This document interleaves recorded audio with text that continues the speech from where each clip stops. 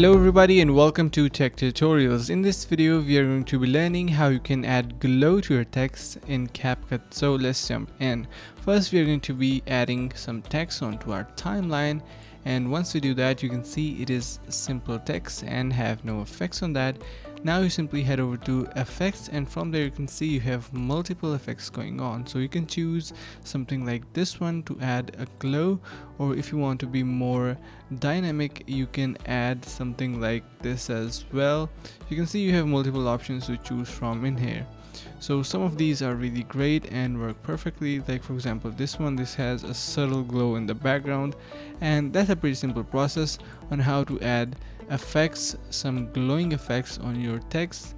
I hope you found this video helpful. If you did so, make sure to subscribe to the channel, like the video and share with your friends. Thank you for watching. See you in the next one.